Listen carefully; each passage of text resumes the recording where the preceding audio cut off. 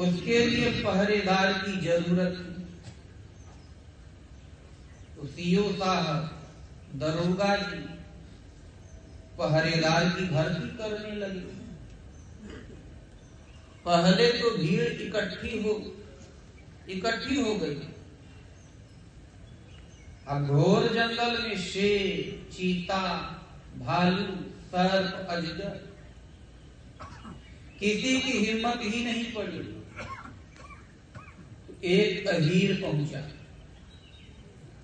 बोला साहब सुना है यहाँ आदमी की जरूरत है, हमें नौकर रख लो। तो साहब बोले, दरोगा जी कितना पढ़े हो?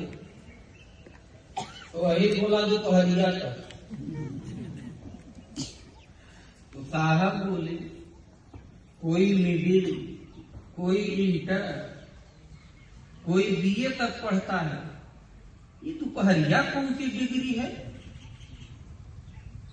अहीर बोला कि साहब सुबह हम पढ़ने गए, दोपहर में खाने की छुट्टी मिली, इतने में घर में बड़ी भैंस जो 18 लीटर दूध देती है बिया गई। तो पिताजी ने कहा अब पढ़कर क्या करेगा? दूध पी, दंड बैठक लगा, पहलवानी कर, कलैया मार। तो दोपहरिया तक पढ़े रहे। आप सब साहब शाम तक पढ़े होंगे, तभी तो कुर्सी में बैठे हो।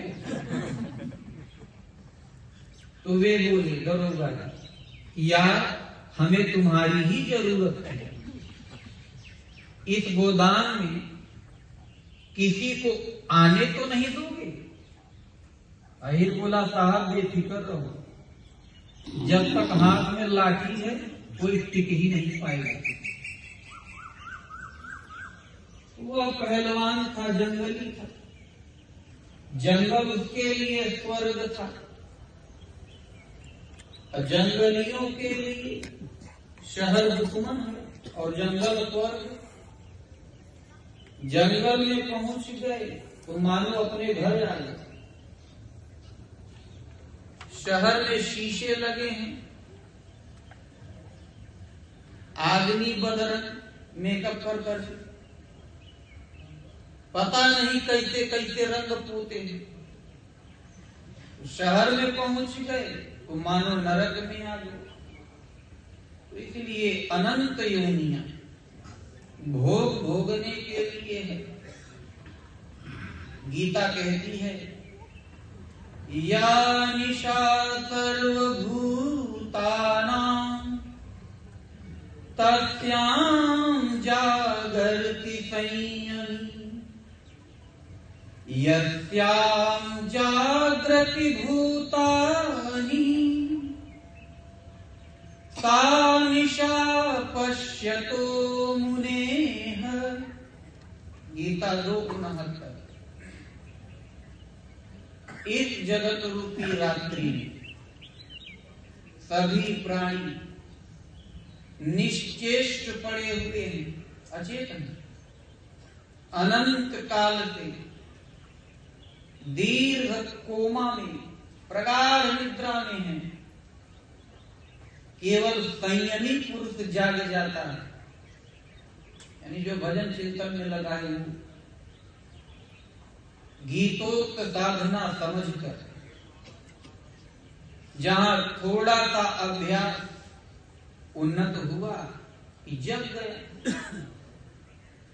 जागृति के प्रथम चरण में वह अल्पज्ञ है तो शूद्र है। विधि प्राप्त हो गई और आत्मिक संपद संग्रह करने की क्षमता वाला है तो इसलिए वैश्य है।